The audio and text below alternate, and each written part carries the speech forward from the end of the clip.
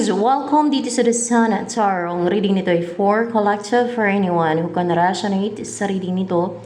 This is a general and a collective reading. Your energy at this time.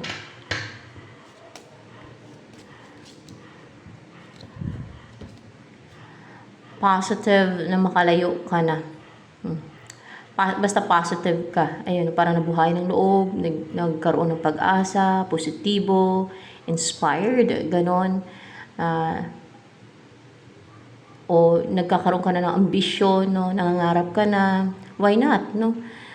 Para sa ikakaganda ng buhay mo, no? Walang masama na mangarap ng yung tama lang. O namang yung parang exaggerated, no? Basta yung tama lang, yung realistic naman, para yung madaling abutin, madaling ma-achieve, step by step, mga ganun ba, no? Hanggang sa gumanda na yung buhay, umasenso, komportable ka, di ba?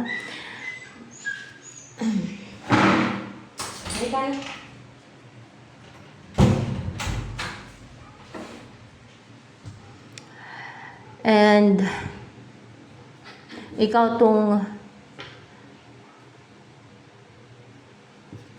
lumalayo. Hindi. Positive ka na makalayo. Kasi combination yan. Positive ka na makalayo na, no?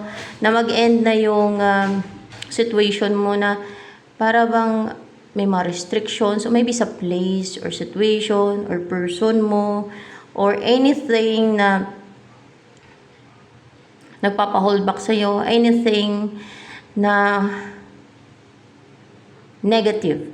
Maybe it's a place, person, situation, o kung ano man yan, na malayuan mo. Positive ka na makalayo ka na dyan. Yan. Na magkaroon ka ng lakas ng loob na makalayo na dyan. Kung place man yan ay parang napamahal ka na sa place na yan. That's why, parang nag-hold back ka pa na lumayo. O kaya ay kung place ay kulang ka sa pera, no, para makalayo, para makapag-travel, lumipat, pwedeng ganun. Ngayon ay positive ka na, no, na parang hindi ka na nagiging pessimistic na parang walang pag-asa na makalayo ka sa person mo, situation, or place, or kung ano man yan. Nalayuan mo, basta positive ka na makalayo ka. O maybe positive ka na layuan ka na ng kamalasan, pwedeng ganon. Or else ay yung makalayo ka na talaga sa situation mo ngayon, na parang magkaroon na ng change, transition, pagbabago sa buhay mo, na maging positive na maging masiyahin ka na, maging yung may mag-close ng cycle, yung matapos na yung parang, alam mo yung full of negativity yung mga nangyari sa buhay mo, or negative yung mga nangyari sa buhay mo na may mga restrictions. Number 8, negative emotion, nag-experience ka lang ng mga emotional turmoil, mga ganun. And then, number 8, Saturn energy. Mga ano to may mga obstacles, basta hindi siya maganda, no? Puro hurdles, puro blockage, puro hardships. Yan yung malayuan mo, place man, o situation, o person, yan.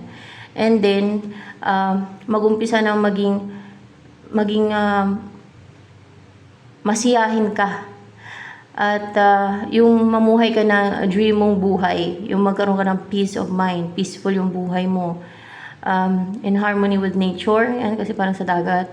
O maybe lilipat ka sa place na malapit sa dagat, no? Or else ay you will start to live your dream life na, yung buhay na pinangarap mo, yung gusto mo, kahit simple man o marangya, basta yung alam mo yung parang you are free. Ayan o, you're free, your dream life. Kasi bakit kung sinabi na your dream life? Kasi color purple is a color of dream, no? Dream. And para bang maliwalas na yung buhay mo. Hindi ka na problematic. Yung mga ganun ba? Ayan. Yan ang yung energy ngayon. And ano yung in-embody mong energy ngayon?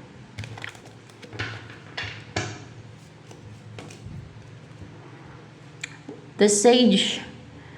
And nafe-feel mo parang sensitive ka, nafe-feel mo na there is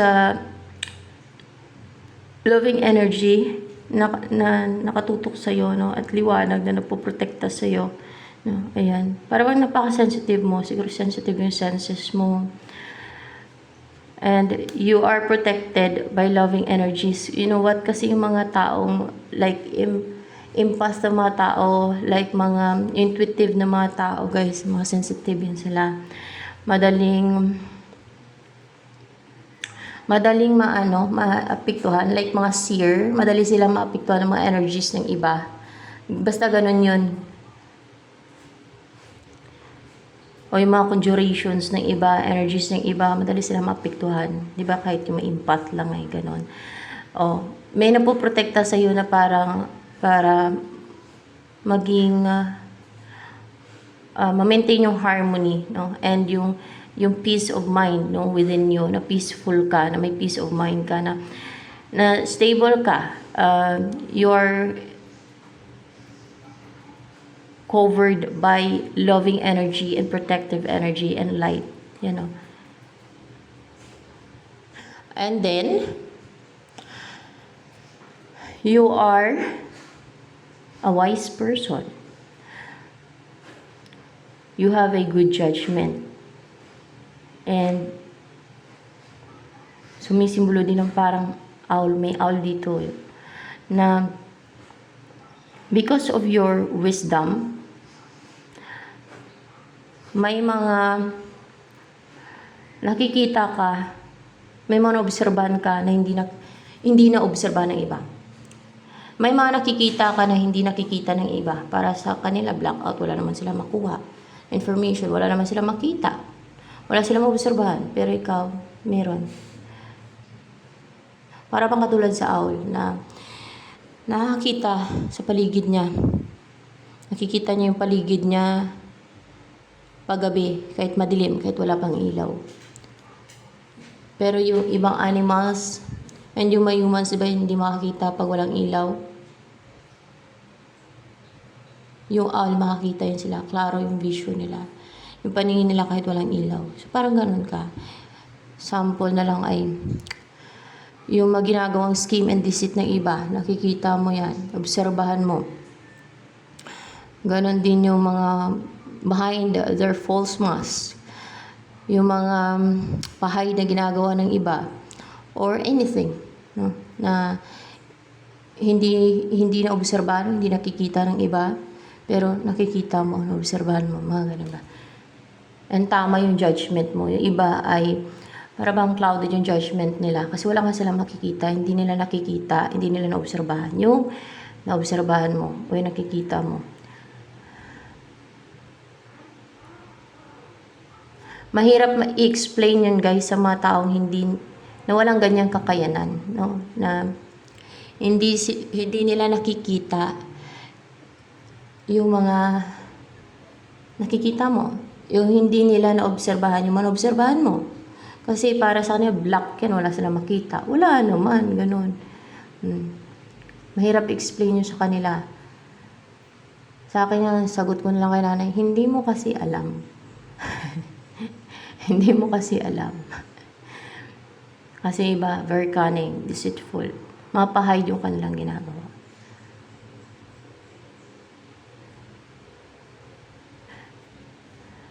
Ganon na lang talaga masabi mo. Kaya ganon din ang sinasabi ko na, hindi mo kasi alam. Kasi kadalasan yung mga intuitive yung nakakaalam ng mga ganon, no? Ang nakakita ng mga hindi nakikita ng karamihan. Mga have a good judgment. Mga ganon. Para sa kanila, wala silang makita, wala silang maobserbahan. Kaya yun na lang talaga ang masasabi mo. Or sa akin, gano'n ang nasasabi ko. Hindi mo kasi alam eh. Wala kasing alam. Ano na lang nasasabi ko. So, pag ganyan, gano'n na lang din ang masasabi mo niyan. Na, for sure. Na wala silang alam. Hindi nila alam. Hindi nila nakikita eh. Hindi nila naobserbahan eh. Hindi nila nasisense eh. Pero ito dito, ma-reveal kasi yung mga anghel, nakikita nila. Kaya yun ang pinapa-reveal. Yun ang um,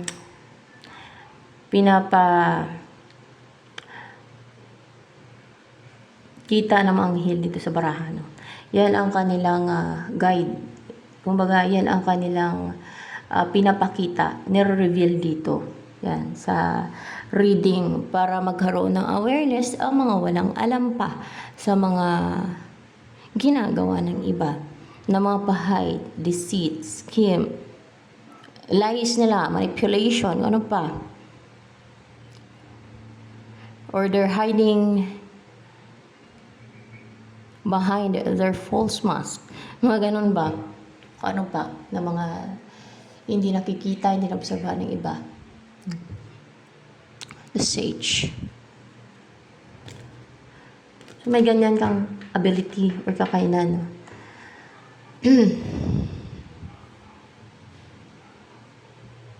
Katulad dun kay King Solomon. Dun sa, kasi di ba si King Solomon ay wise, no? May wisdom. Na yung dalawang babae, pinag-aagawan yung bata. Ninakaw nung isang babae yung anak ng isa. So para malaman ni King Solomon kung sino ang tunay na magulang, ay yun ang ginawa niya na. Parang tinakot niya lang yun, hatiin yung bata para malaman kung sino yung tunay na magulang. Kasi yung tunay na magulang nun, hindi papayag na hatiin yung anak eh. Kasi, at yung taong empathetic, may awa, hindi selfish, hindi papayag na hatiin yung bata kasi mamamatay, di ba? Common sense na lang. Pero yung taong selfish at hindi tunay na, na nanay ng bata ay papayag na hatiin yung bata. Kaya niya nga ninakaw yung anak ng isang babae kasi selfish siya eh. Gaman siya. Gusto ang kinin yung hindi kanya. Yun. Yun ang isang sign sa may wisdom yung isang tao. Yung katulad kay King Solomon. Yun ang wisdom. Magaling mag-obserba. Marunong. Yun ang wisdom. Ang sage ay wise din yan siya. No? Ibig sabihin may wisdom din ang sage. No? And have a good judgment. So, si King Solomon may good judgment din naman.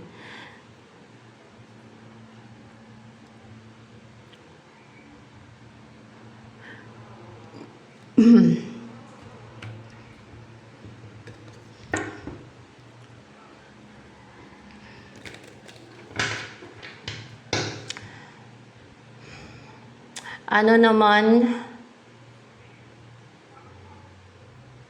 ang darating sa'yo niyan?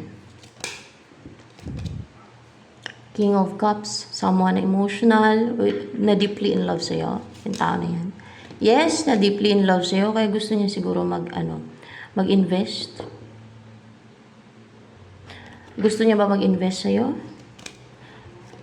So yes, kaya lumabas nga ito eh, Six of Pentacles, kasi na deeply in love sa'yo. Kaya gusto niya mag-invest sa'yo, maging giving, maging generous towards you, time, effort, energy, or material. Like, kasi hindi lang naman sa effort, o sa message, or ano. Pag mahal ka kasi ng isang tao, lalo kung babae ka, gagastusan ka niya, no? Hindi yun magdidinamot sa'yo. Yan.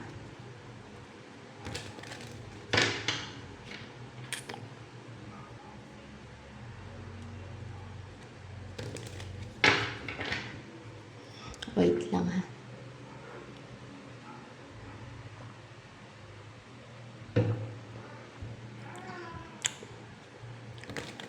Ano ang feelings ni King of Cups na yan sa'yo? Yan daw ang darating sa'yo eh.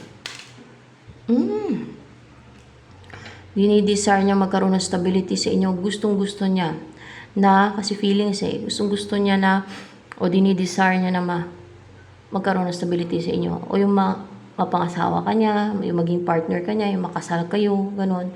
yung ikaw yung gusto niyang mapangasawa, ikaw yung gusto niyang makasama sa buhay, ganun ba? Parang ang saya-saya ng buhay niya pagkasama ka niya, ganun. Ganun ang feeling niya, ganun ang naramdaman niya sa'yo, no? Na parang napaka-colorful ng buhay niya, oh, iba-iba yung color. Na parang ang saya, no? Napakasaya ng buhay niya. Pag ikaw yung kasama niya sa buhay, pag ikaw yung napangasawa niya, ganyan. Ano iniisip ngayon, King of Cups na yan sa'yo?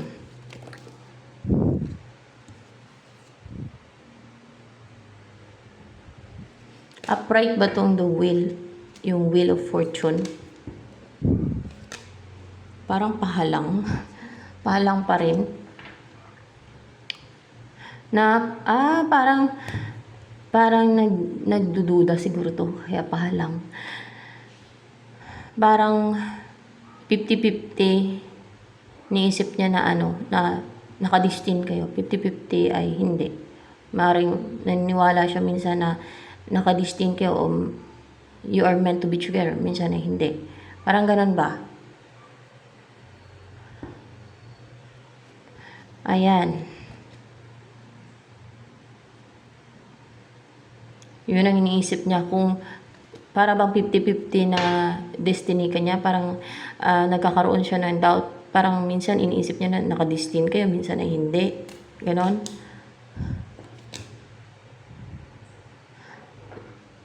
Hindi. Iniisip niya na parang, ano ba to? Upright ba talaga to? In reverse siya. In reverse daw to. Okay. Three of Swords in reverse. Na kahit hindi siya pala rin, gusto niyang kahit na hindi kayo naka-destined, ay gusto niya magkabalikan kayo.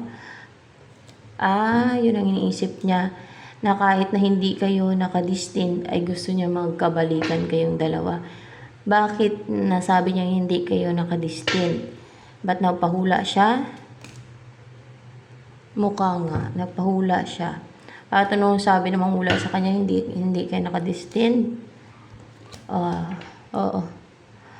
Yun ang sinabi ng manghula sa kanya na hindi kayo naka-destined. Pero destiny mo ba talaga siya? Destiny ka niya nitong person na to na si King of Cups na yan.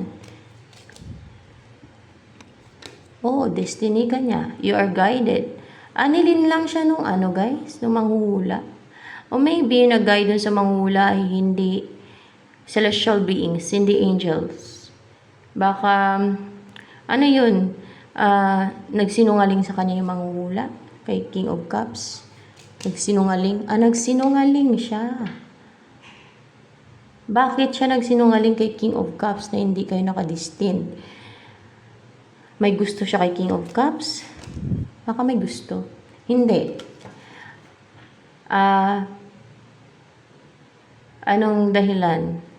Ayaw niyang, kasi nasa kampon siya ng kadiliman? Kasi nasa kampon siya ng kadiliman. Sinulsulan siya ng devil na wag sabihin yung totoo? Hindi naman. Yun, umiral yung inggit niya nung manghula. Umiral yung inggit niya, di ba? May mga sinungaling kasi, guys. Sinungaling. Umiral yung inggit niya. Nainggit siya. Siguro sa inyong connection, sa inyong pagmamahalan. Nainggit yung manghula. Na pinahulaan niya. Kaya be aware din kasi meron din mga scam. Meron din kasi manluloko. Merong mga sinungaling din talaga. Hindi nila sasabihin ang totoo. Yan. Personal reading yun for sure. Nainggit siya. Kaya hindi niya sinabi ang totoo. Kaya wag basta-basta magtiwala o maniwala. Kasi meron nga mga scam. Merong mga sinungaling. Yun. Pero kayo talagang dalawa ang para sa isa't isa. You are both guided by angels to be together. You are divinely guided, no? na magkaroon ng union sa inyo, na ma-unite kayong dalawa, na maging mag-partner. Nilinlang siya. Kasi sa kadiliman kasi yun, sakop ng kadiliman. Nasa kadiliman kasi yun. Kampo ng kadiliman yung mga hula na yun na pinahulaan niya. Kaya sinungaling. Yun ang sign na nasa kadiliman. Kampo ng kadiliman. Kasi sinungaling yan sila. Manipulative. Deceitful. Cunning. Kita nyo? Sinungaling. Oh. Mahilig magsinungaling. Kasi di ba si Lucifer mahilig magsinungaling? Ano pa ba ang kanyang mga lipuris? Ang mga kampo ng kadiliman. Di sinungaling. Kaya mas maganda ang maging honest. No? Kaysa magsinungaling ka. Kaya pag sinungaling ka, pag mahilig ka magsinungaling, ay sa kampon ka ng kadiliman. O pag kampo ng kadiliman, saan mapupunta? Alam niyo na. Pag evil.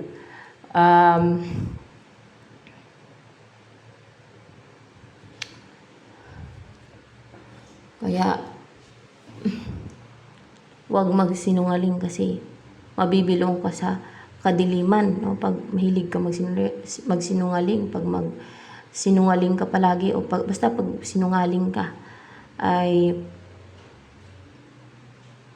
wala kang pinagkaiba kay Satanas. Tama naman kasi Satanas is sinungaling, di ba? Yan ang hari ng kasinungalingan, no? Di ba?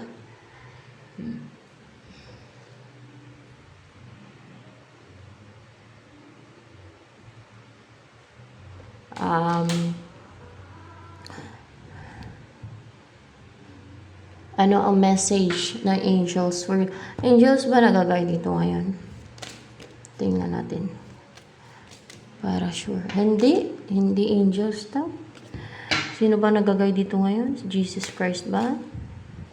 Si Jesus Christ. Yun ang sabi dito. Si Jesus Christ. Bakit po, Lord Jesus Christ, ikaw nagay dito ngayon? May paparating ka po ba? May mensahe ka po ba sa lahat ng viewers? Wala naman. Tinutulungan mo lang po ako, ganon. Pwede. O kaya ay gusto mo lang mag-guide sa akin yan. Gusto niya lang mag-guide sa akin ngayon daw. Tatanong ko mamaya kung ano yung message niya sa lahat ng viewers pa. Kasi minsan lang naman talaga nag-guide si Jesus Christ. Si Yeshua. Ano po ang message mo, Lord Jesus Christ? Or guidance, ganon. Ito na lang, kahit dito malsik. Assertiveness, kasi nalaglag siya, so ibig sabihin ito talaga, no? Assertiveness, stand up for your beliefs. So, stand up for your beliefs and only say yes if you really want to. Huwag kang maging people pleaser pag ganun. Only say yes. Salita ka lang ng oo. Oo ka lang kapag gusto mo talaga. Panindigan mo yung paniniwala mo. Huwag kang magpasway sa manipulation ng iba. Sa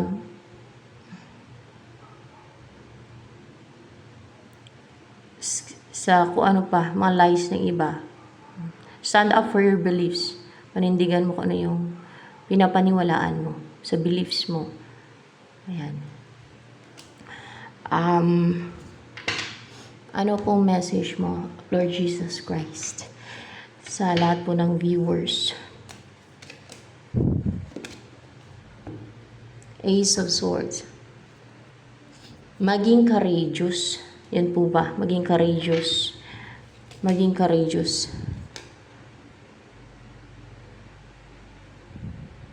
Hindi siya maging courageous daw, kundi maglagay ng healthy boundary po, ganon. Maglagay ng healthy boundary kasi clarify nito. Maglagay ng healthy boundary. Kasi di ba may mga tao. Kaya stand up for your beliefs daw. Only say yes if you really want to. Maglagay ng healthy boundary. Yan. Huwag magpa-control. Huwag cloak, huwag magpapigil, no? Sa mga gustong mangontrol sa'yo, sa gustong, sa inyo pala, sa gustong, kahit sa akin ganun din, no? Siyempre kasama na ako dyan sa guidance niya.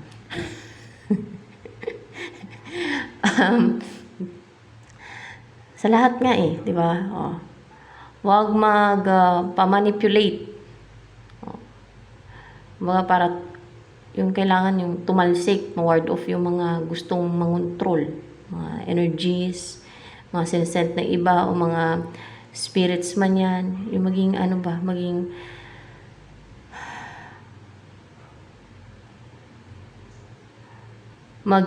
strong yung mind dapat, maging strong kasi sword o maging strong yung magkaroon ng strength of mind, ganun ba? Yung maging strong yung mind mo na hindi ka masway nga eh, hindi ka makontrol yung isipan nyo, no? Hindi kayo makontrol yung isip ninyo ng mga spirits, mga evil forces, ng mga manipulations ng iba, mga negativities ng iba, influences ng iba, mga ganun. Stand up for your beliefs. And then, inaano sa inyo din. Magkaroon ng self-love din. Kasi may Queen of Swords dito. Ayan. Ano pa? Ano pong message mo, Lord Jesus Christ, dito sa nireadingan na to? Sa nireadingan na to, ayan. Yun pa rin, King of Swords. Magkaroon ng strength of mind. Tandaan mo yung mga rules, no? Tandaan mo yung mga na-experience mo sa buhay para hindi ka pa ulit-ulit na nagkakamali. Tandaan mo yung mga gumawa ng deceit and scheme sa'yo. At huwag na magtiwala. Ay, hindi daw ganun. Instead, huwag basta magtiwala. Ganun ba yun? Huwag magtiwala. Tama. Kasi parang naglalagay ka ng boundary. Huwag magtiwala. Ayan. Tandaan mo yung mga scheme and deceit na mga nagawa sa'yo para hindi ka basta-basta magtiwala. Para makapaglagay ka ng boundary. Ganun. Ayan. Yan din ang message sa'yo. So, sa lahat din, ganun din, oh.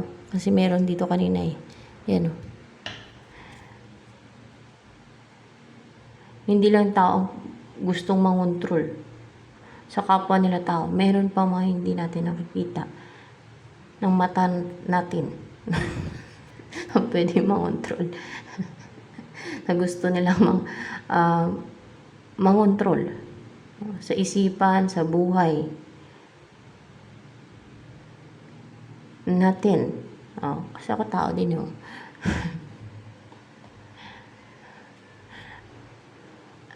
Nagtataka ako kung bakit wala akong kapangyarihan.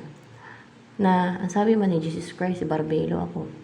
Kahit sa vision ko, napapakita niya sila. Wala akong kapangyarihan.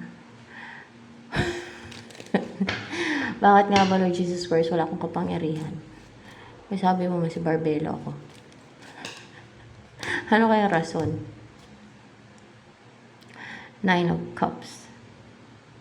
Dapat may kapangyarihan ako, di ba? Gusto ko may kapangyarihan.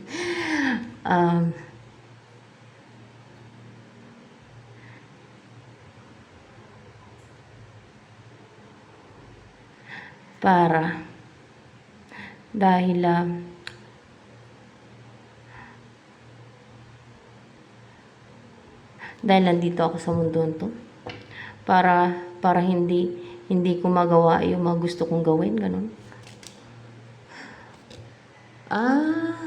Para pag kunwari sinulsulan ako ng devil, ay hindi kunwari sulsulan ako ng devil na gagawa ng mga distraction.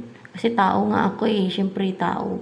Hindi ko naman makikita yung devil, maliban lang sa vision ko, nakikita ko yan sila dati. Pero ngayon, hindi na. Siguro wala na yan sila dito. Hindi na yan nakalapit siguro. Pag sulsulan ng devil na kunwari mag-create ng distraction, pag nagalit ba, ganon. para hindi ko yun magamit. Para hindi ko daw magamit. Hindi ko daw magamit. Siguro wasak yung mundo ko. Magalit pa naman ako isa. Matindi talaga ako magalit, guys. As in, parang akong sinindihan ba sa puwet. Grabe ako magalit minsan, guys. Kasi matindi talaga, guys. Na parang sinisigaw ko na yung ano ko. As in yung sumisigaw talaga ako sa galit ba. Ganun. As in, matindi din talaga ako magalit na sumisigaw ako sa galit. Pero pag nailabas ko na, yun, parang nakakakalma yung pakaramdam ko na na-release ko na yung galit ko.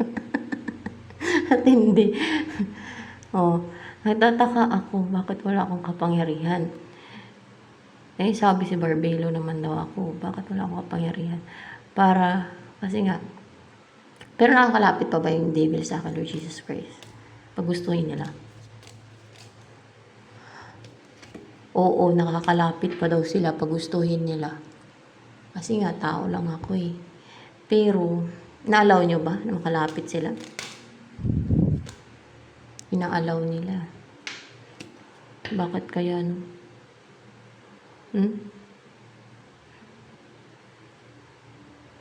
Ayun, test sa akin. Hindi. Para na mas lalo maging strong ako. Maging strong.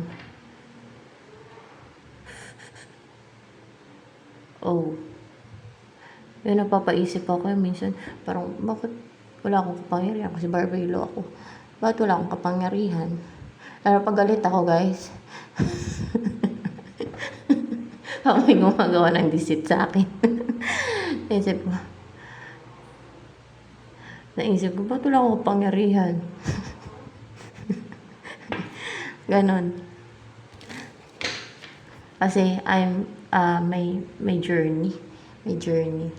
Para hindi ko magawa yung mga gusto kong gawin, yung gusto kong gawin daw. Ayan. Kasi talagang passionate ako na gawin ko yun. Gawin ko yun agad. Hindi na udyukan ako ng devil na gawin ko yun, yung mga distraction, pag gano'n. Oo, udyukan daw ako ng devil na gawin ko yun, yung mga distraction na yun. Iba yung demonyo, guys, sa devil ha. Yung devil ay sinasatanas na yun. Sinasamail, yan. Kahit sino, kahit yung mga sina Catherine Creek, sinusulsulan din yan sila. Pero hindi lang sila nagpapadala. Ako kasi minsan ewan ko kung may pagka-immature pa ako minsan. Lalo pagka ginawa ng deceit, di ba? Yan.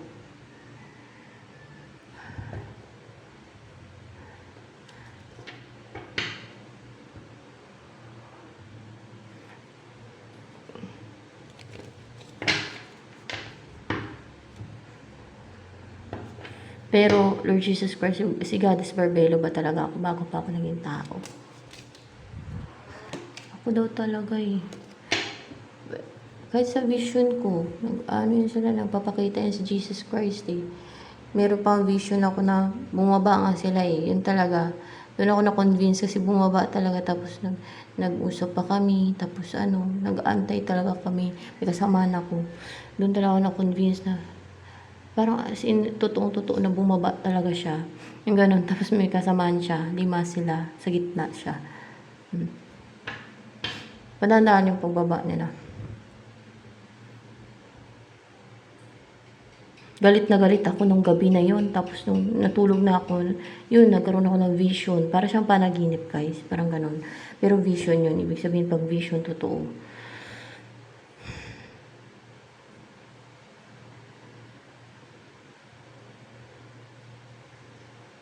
Bakit sinulsulan ba ako nun? Ang gabi na yun ng devil. O kaya galit na galit ako nun. O sinulsulan daw ako ng devil na yun.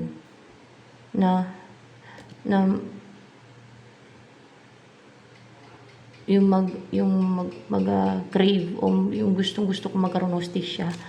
O ganon. Kasi clarified may justice card. O ganon.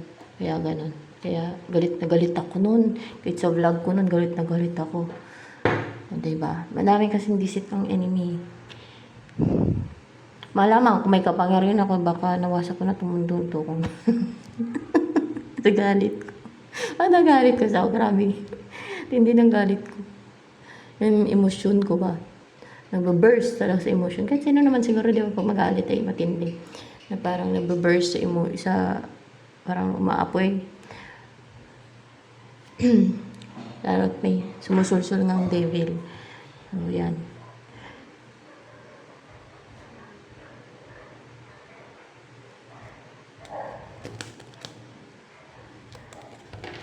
Pero yung kapangyarihan ko, Lord Jesus Christ, doon sa langit, magagamit ko ba yun dito sa mundo?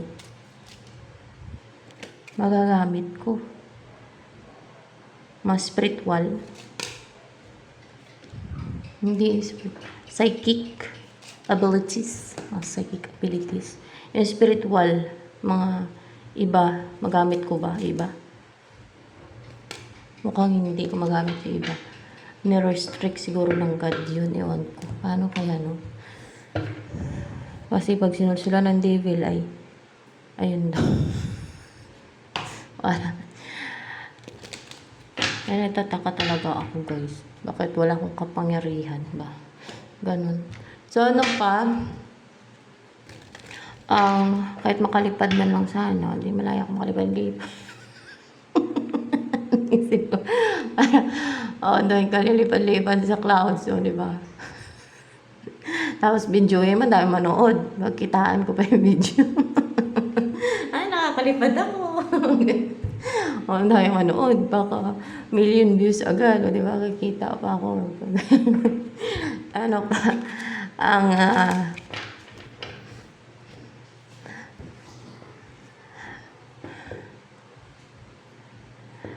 next na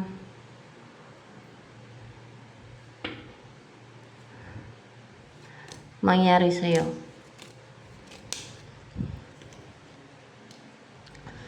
Two of Wands.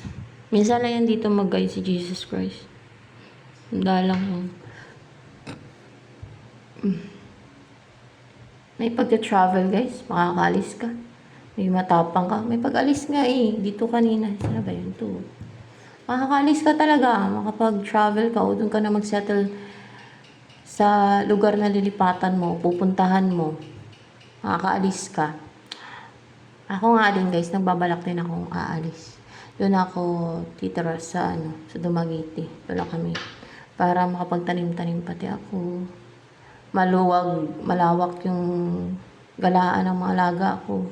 At tuwa siguro sila sa burol, sa bundok. Yun din ang plano kay. Kasi mas maganda kasi maluwag yung lugar. At fresh talaga. Marinig mo yung mga tunog ng ibon, mga ganon. Yung ng tubig, kasi may mga busay doon, kahit parang maliliit na busay. Yun din ang aking gusto. So, nung paplano ka din, o gusto mo ding lumayo, lumipat sa productive na place, baka yun. O kaya, baka balak mo mag-migrate sa ibang lugar, sa ibang bansa ba? Yun ang next na mangyari sa buhay mo. Congratulations. Kung sa ibang bansa, ay talagang magbabago yung buhay mo. Lalo pag sortihin ka doon. Diba? Sa akin, sa probinsya lang. Ayun lang naman ang afford ko. Wala pa akong pamasahe. Yun sa akin. Sa inyo, baka sa ibang bansa to. Baka nag-apply ka o pabalik-balik lang sa ibang bansa o ano man yung buhay mo.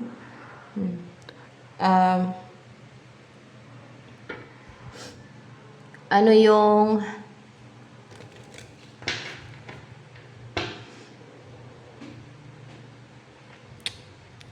wish mong mag-grant? Pero may taong na deeply in love sa'yo. The Moon. Na may malaman ka. May madiskubrahan. May malaman ka na sikreto. Kasi the moon. And ikaw to na makarecover sa sadness. Hindi, yung person mo ang makarecover sa sadness. Yes. At sa pagmumukmok na walang ginawa, yan. Instead na magmukmok ay mag-take na ng action sa'yo. So, ito na siguro yun. Yan na yun. Madami ba attracted sa'yo na person? Madami. Nilin lang tong person mo na to nang pinahulaan niya. Nagsinungaling lang sa kanya. Dahil sa nainggit siya, nainggit yung manghula. Dapat isabihin nila yung totoo, hindi na sa bagay, kampundo ng kadiliman yung manghula na yun na pinahulaan niya. Dapat hindi siya maniwala basta-basta kasi may mga sinungaling kasi. Dapat ako nga hindi basta-basta naniniwala eh. Parang skeptical. Ganon.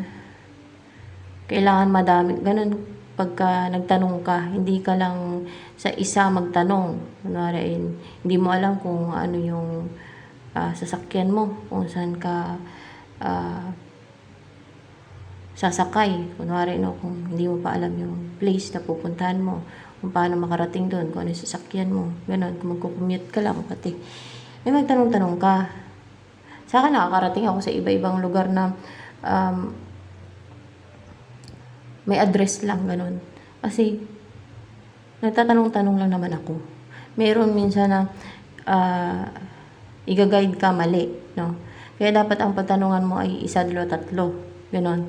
Kasi kung yung isa ay mali ang i-guide sa'yo, yung dalawa ay possible na, o yung isa dyan ay possible na totoo. Okay, ganon. Kasi meron talagang sinungaling. O minsan ay nagkakamali sila ng ano din. No? Minsan ay parang marunungan din yung iba na kahit hindi nila alam. Ayan, ito naman, sinasadya talagang magsinungaling ng manghula sa person mo. Kasi nainggit siya. Kasi kampon siya ng kadiliman yung manghula na yun eh. Kaya sinungaling eh. So ano pa, ano ang nagustuhan sa'yo ni King of Cups na yan?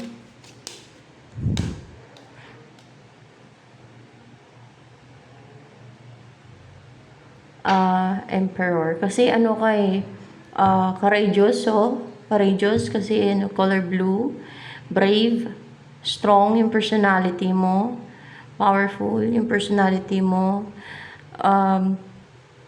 may authority, stable, parang secure din. Ayan. And you're determined to achieve your goal. Ganon, hindi ka nagpapapigil, hindi ka nagpapahinto, kahit na may mga obstacle, kahit may mga nag-challenge, kahit may mga blocks, may mga hadlang, ay hindi ka huminto, hindi ka tumitigil. Ganon ka. Ano pa ang gustong sabihin sa iyo ni person na King of Cups sa iyo? Interested siya sa iyo. Interesado sa iyo.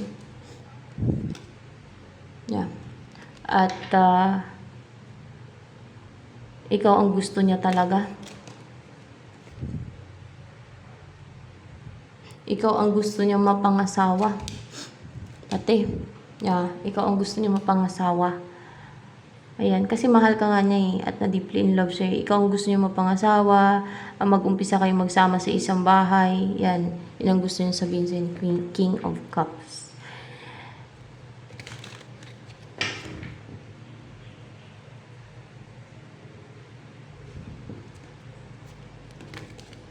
Kung lilipat ka ng ibang bansa, kung mag-migrate ka man ng ibang bansa o ibang lugar, pwedeng sa ibang bansa to kasi malayo, may distance yun. Ay, doon na kayo mag-migrate nitong person na ito. Kung magkasundo kayo na magsama na kayo, di ba? Doon na kayo titira.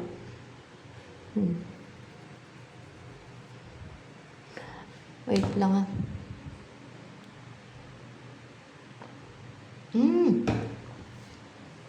Ayan. Ano ang naisip parating ni King of Cups na yan sa'yo? Gusto niyang ma-unite talaga kayong dalawa. ang magkaroon ng union sa inyo, reconciliation, ganyan. At ang maging partner ka. Ayan. Ano ang gusto niyang buhay kasama ka? Ni King of Cups na yan.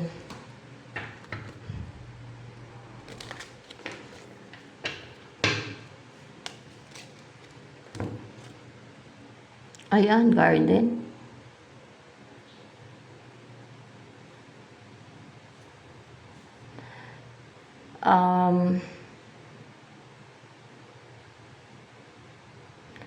Magiging komportable yung buhay ninyo.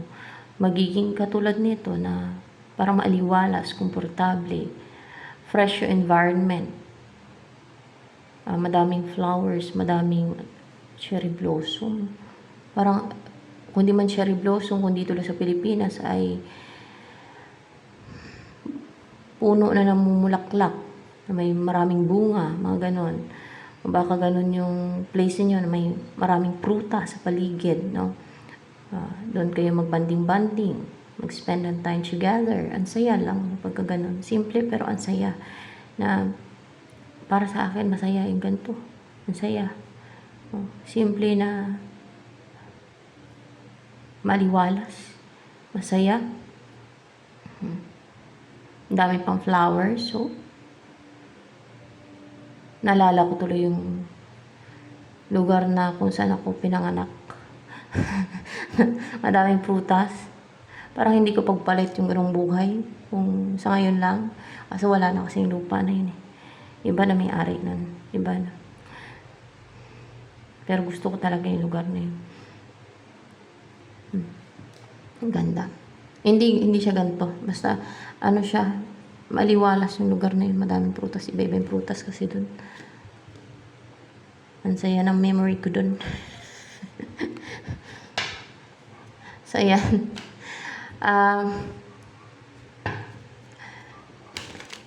Ano pa ang gustong buhay? Isa pa. Ni King of Cups kasama ka. Yung titira kayo sa isang bahay, no? At puno ng understanding kayo sa isa't isa, no? Sa loob ng tahanan ninyo, stable, secured, you're secured and stable, safe sa bahay ninyo. And magkaroon ng stability sa inyo. And puno ng pagmamahalan, ganun.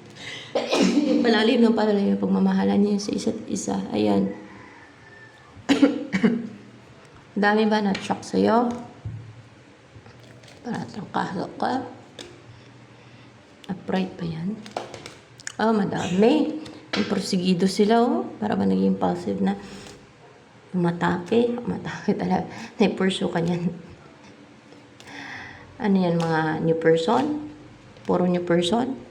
Mga new person. Madami na-attract sa'yo. Madami pang possibilities dito. Pero may nakadistance sa'yo. Ito na yun. Akala niya hindi kayo nakadistin kasi nilin lang siya ng pinahulaan niya. Nagsinungaling yung mangula sa kanya.